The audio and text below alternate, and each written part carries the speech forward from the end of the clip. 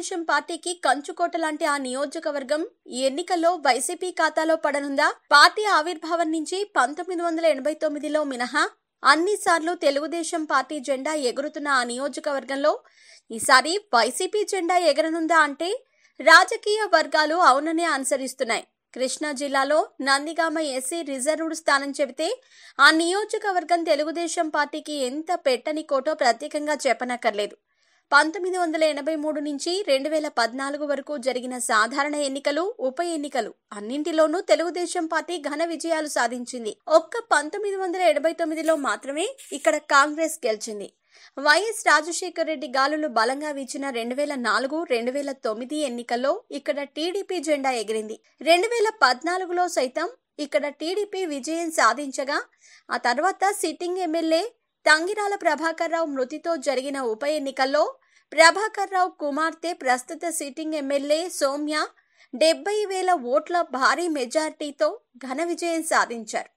ఏ ఎన్నికలు వచ్చినా నందిగామ అంటే టీడీపీలో ఖాతాలో పడిపోయినట్టే అన్న లెక్క నిన్నటి వరకు ఉండేది. నేటి నుంచి ఆ లెక్క మారినట్టే నియోజకవర్గ వాతావరణం చెబుతోంది. నియోజకవర్గాల పునర్విభజనలో నందిగామ 2009లో ఎస్సీలకు రిజర్వ్డ్ అయింది. అప్పటి వరకు ఆ నియోజకవర్గంపై ఆధిపత్యం చెలాయించిన దేవినేని, వసంత ఫ్యామిలీలు వేరే నియోజకవర్గాలకు మారారు. 2009 నుంచి దేవినేని ఉమా నందిగామ పక్కనే ఉన్న మైలవరం నుంచి పోటీ చేస్తున్నారు.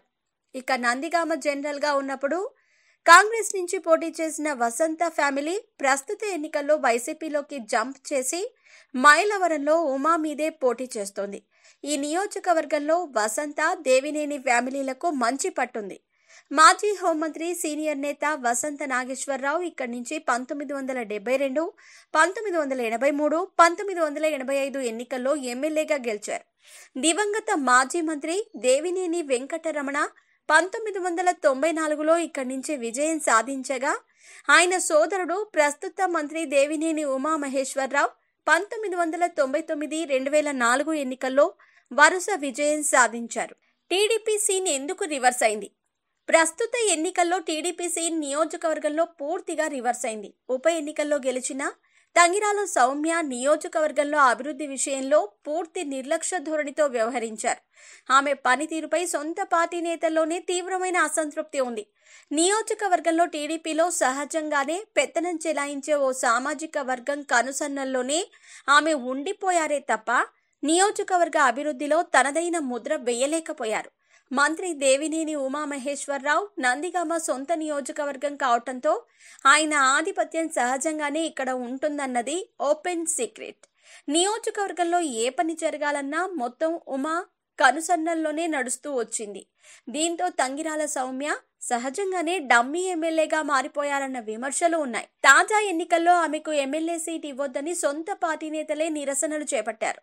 అయినా అధిష్టానం ఉమా ఒత్తిడికి తాలొక్కి తిరిగి సౌమ్యకే సీటు కేటాయించింది. వైసీపీ వేవ్తో పాటు 5 ఏళ్ల పాటు మనలో కలిసి ఉన్న జగన్మోహన్ రావుకు ఓ ఛాన్స్ ఇవ్వాలన్న మాట ప్రస్తుతం నందిగామలో బలంగా వినిపిస్తోంది.